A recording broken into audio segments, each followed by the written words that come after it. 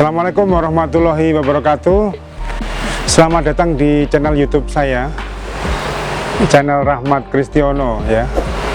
Bagaimana kabar Anda hari ini? Baik-baik bukan? Anda masih sehat, masih sejahtera, masih ceria, dan tidak ada persoalan yang tidak bisa diselesaikan. Pokoknya Anda sangat luar biasa. Hari ini saya ingin menjelaskan mengenai sosok sosiolog yang keren, yang luar biasa, yang hebat ya, yang bernama Ali Shariati. Dia sosiolog Islam, sosiolog Iran gitu, yang berpengaruh di dalam studi sosiologi.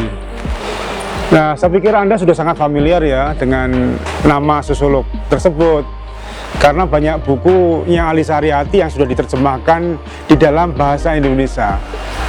Nah, selain itu pemikiran Ali Shariati mempengaruhi jagat intelektual Indonesia, terutama ketika menjelang runtuhnya rezim Orde Baru. Nah, menurut saya Ali Shariati itu adalah sosiolog yang hebat, yang sekaliber, sekelas dengan sosiolog neo-Marxis yang lain. Apakah C. Wright Mills, Antonio Gramsci ya, dan selevel juga dengan tentunya Karl Marx sendiri begitu. Oke, saya akan menjelaskan atau mendeskripsikan sedikit biografi mengenai Ali Shariati. Ali Shariati lahir tanggal 23 November 1933 di Masinan ya, di pinggiran Marsada Safar, Provinsi Khorasan, Iran. Keluarga Ali Shariati adalah keluarga orang yang mencintai ilmu pengetahuan. Kakeknya adalah seorang intelektual yang tekun, disiplin, dan berani. Sementara ayahnya, Taki Shariati, adalah orang yang sama dengan kakeknya dan memiliki perpustakaan. Nah, usia-usia belajar Ali Shariati banyak dihabiskan dengan membaca buku-buku yang ada di perpustakaan kakeknya tersebut. Nah, di sini yang dikatakan sebagai mata air yang menyinari pemikirannya itu. Kemudian terkait dengan pendidikan, Ali Shariati selama 3 tahun belajar sastra di Universitas Mashhad. Setelah dia belajar dari kampus tersebut dengan beasiswa dari pemerintah Iran, dia melanjutkan studi ke Universitas Sorbonne di Prancis. Nah, kali ini Ali Shariati mempelajari sosiologi dan sejarah agama-agama. Nah, menariknya ketika di Paris atau di Prancis itu, dia ketemu dengan tokoh-tokoh neo-Marxis seperti Louis Massignon yang ternyata tertarik dengan studi Islam. Kemudian Gurvitz mengindoktrinasi Ali Shariati dengan ide-ide perlawanan atas ketidakadilan.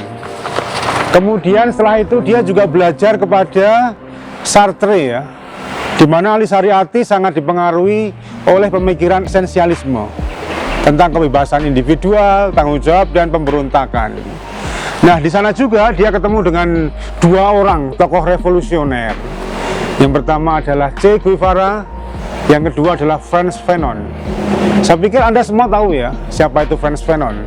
Dia adalah tokoh postkolonialisme yang selalu meneriakan kemerdekaan bagi negara-negara berkembang. Nah, dari sini bisa disimpulkan kalau di Prancis, di Sorbonne itulah pusat pemikirannya Ali Shariati terbentuk ya, terkonstruksi oleh guru-gurunya yang sangat luar biasa. Shariati adalah seorang Marxis.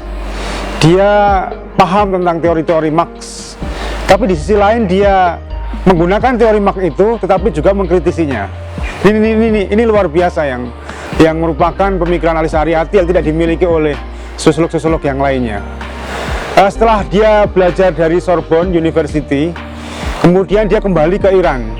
Di sana dia menekuni profesi sebagai guru. Maka dia mengajar di Universitas Mashhad di tahun 1990-an.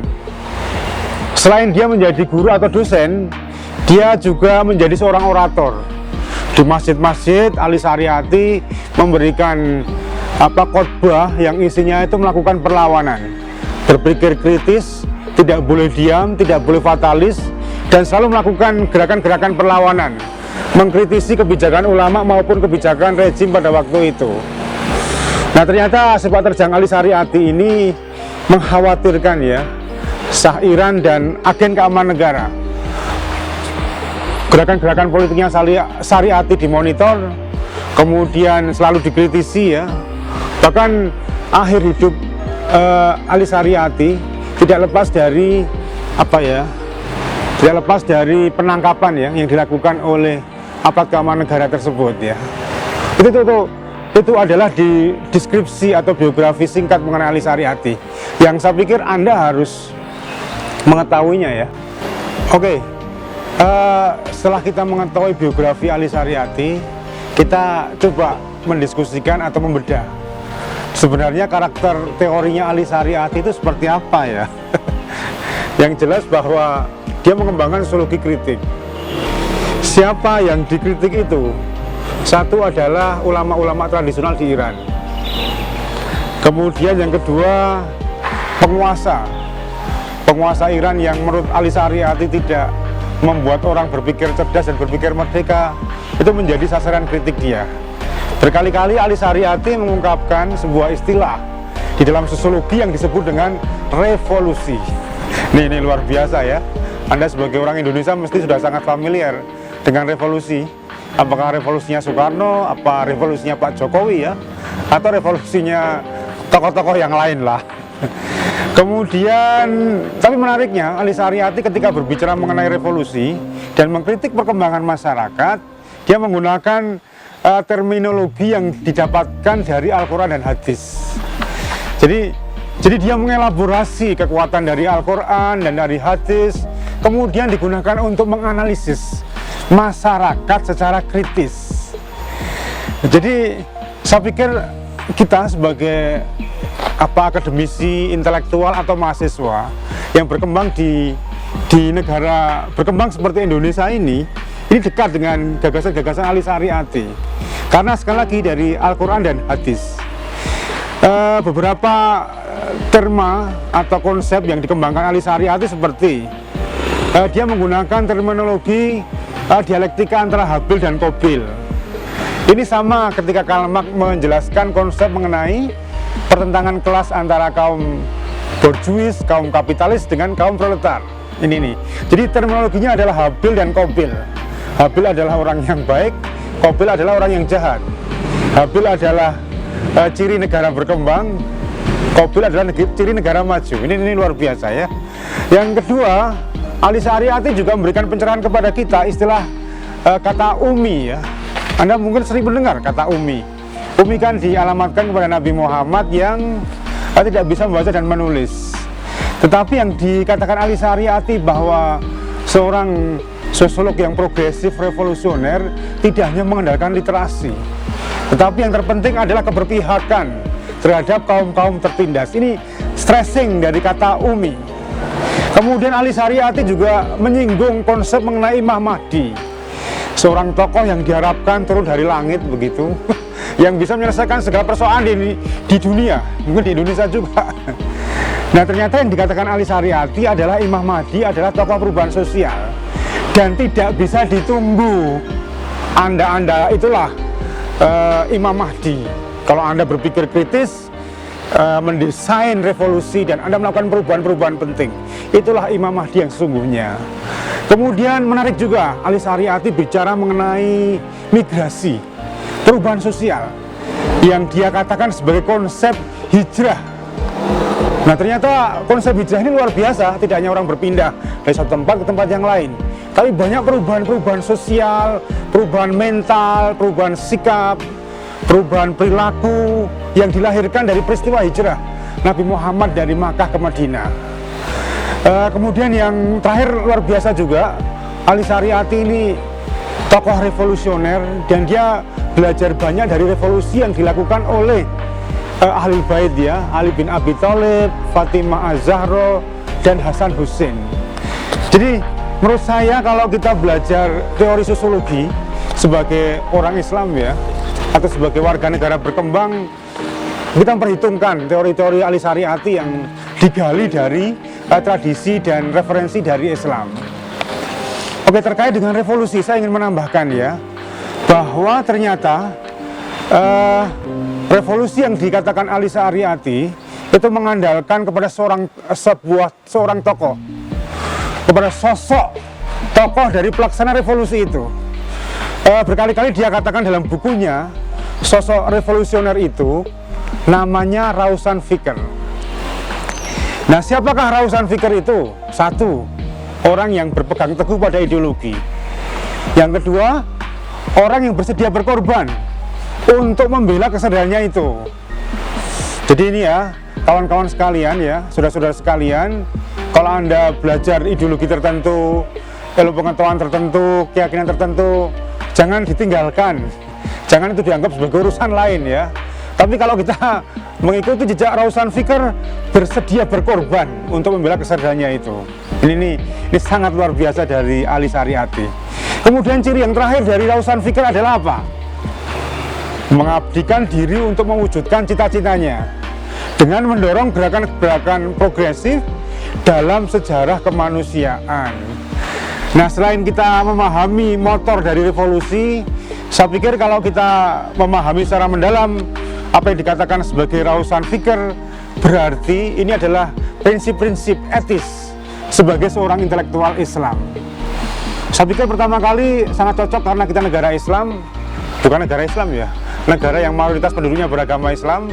Kemudian yang kedua, kita sangat familiar dengan tradisi dari Al-Quran maupun hadis. Mengingat lembaga-lembaga sosial seperti agama di Indonesia masih berperan besar di dalam kehidupan sosial masyarakat kita. Oke ya, itu karya-karya besar dari Ali Saariati. Nah, setelah kita mengetahui biografinya Ali Saariati, pemikiran-pemikiran dia yang dipengaruhi oleh suasana revolusioner di Iran ya, kemudian teori-teori besarnya Ali Saariati, termasuk motor perubahan sosial, motor revolusi yang bernama Rausan Fikr ya, kita akhirnya harus memikirkan bagaimana mengaktualisasikan teori Ali Saariati di Indonesia. Karena kan kaki kita di Indonesia ya, bukan di Iran. Oleh karena itu kalau belajar teori ya bagaimana mempraktekkan itu.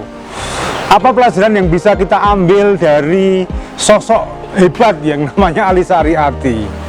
Nah, saya setuju kalau menggunakan teori sosiologi yang lahir dari negara Islam. Karena mayoritas penduduk Indonesia adalah Islam. Jadi Anda tidak teralienasi dengan konsep-konsep yang dilahirkan. Apalagi dari negara barat, kita ini kan tidak ada kesamaan historis dengan negara barat itu. Kritik Ali Saariati terhadap ulama misalnya, di Indonesia sama aja kan. Ulama Indonesia ini kan masih banyak yang berpikiran kolot ya, tidak progresif. Memahami Islam itu terlalu doktrin ya, yang tidak ada diskusi, tidak ada praksis untuk melakukan perlawanan. Ini kayaknya teori Ali Saariati bisa untuk membangkitkan reinterpretasi, revitalisasi ya, dan menguatkan peran agama dalam masyarakat kita. Tapi memang Ali Saariati teorinya sangat ideologis ya. Ini orang-orang ilmuwan sosial yang berlatar belakang barat mesti mengkritik. Masa dikit-dikit dikaitkan sama agama ya? Ya kalau dikaitkan dengan agama ya selesai. Tapi sebenarnya tidak. Saya melihat teorinya Ali Saariati ini sangat ideologis, tetapi juga metodis. Artinya apa? Bisa dilacak justifikasi ilmiahnya. Dan di dalam ilmu sosial ada istilah praksis. Praksis itu apa? Teori itu ya harus memiliki implikasi pada aksi. Bukan teori itu hanya menafsirkan, menjelaskan, berkhotbah, membangun grand teori. Itu bukan teori-teori yang praksis. Dan terbukti apa yang dikatakan, yang dilakukan oleh Ali Saariati, mengindoktrinasi para pemuda di Iran itu berkontribusi besar terhadap apa? Revolusi Iran yang dipimpin oleh Ayatullah Khomeini tahun 1978, yang akhirnya kita lihat hari ini lahirlah revolusi Islam Iran. Ini kan kontribusi praksis dari teori Ali Saariati yang tidak boleh kita lupakan, tidak boleh kita kesampingkan. Memang kalau kita kaitkan dengan Indonesia agak problematik ya. Indonesia ini bukan negara Arab ya, atau negara Iran yang apa adanya kalau mengatakan sesuatu secara frontal. Kita punya sistem sosial ya, yang cenderung mengedepankan keharmonisan. Fungsionalisme struktural Parson itu lebih tepat di Indonesia daripada revolusionernya Ali Sariati. Dan saya pastikan dalam kondisi yang tenang seperti Indonesia, tenang dalam tanda petik ya, bukan tenang yang sebenarnya, itu sulit membayangkan bagaimana mempraktekkan teori Ali Sariati itu. Tetapi kalau Anda melihat sejarah perlawanan terhadap Orde Baru, rejim Orde Baru, terutama dari cendekiawan Muslim, itu sangat dipengaruhi oleh gagasan-gagasan Ali Sariati. Kita bisa melawan rejim, melawan ketidakadilan, melawan ketidakberpihakan terhadap kelompok rentan. Dan Ali Sariati bisa menjawab itu. Nah, menurut saya kontekstualisasi Ali Sariati bisa dilakukan dengan cara menghidupkan roh dari teori ini. Kita selalu berkarya, tidak boleh tidur ya, selalu inovasi, selalu mengkritisi perkembangan masyarakat yang mungkin tidak produktif dengan gagasan-gagasan dari Ali Sariati ini. Jadi perlu kontekstualisasi teori Ali Sariati dalam konteks kekinian di era milenial. Ini luar biasa. Nah, Anda semuanya ini yang harus menerjemahkan teorinya Ali Sariati dong, bukan saya saja ya. Saya kerjanya kan hanya memprovokasi Anda untuk berpikir cerdas dan berpikir ya kreatif dan inovatif. Saya bisa menasihati kepada Anda, kepada saya juga ya, kalau ingin menjadi seorang Ali Sariati, menjadilah manusia pembelajar.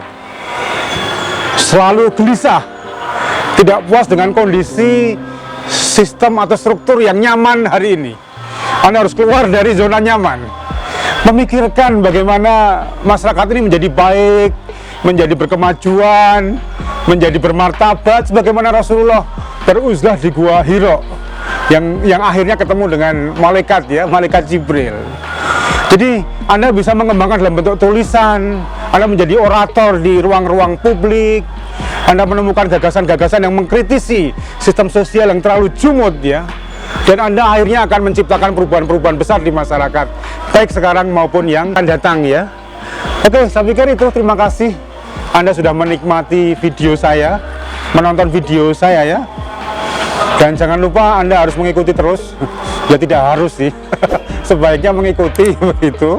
Dan sampai ketemu pada pembahasan yang lain di channel YouTube saya. Oke, terima kasih, kurang lebihnya mohon maaf. Wassalamualaikum warahmatullahi wabarakatuh.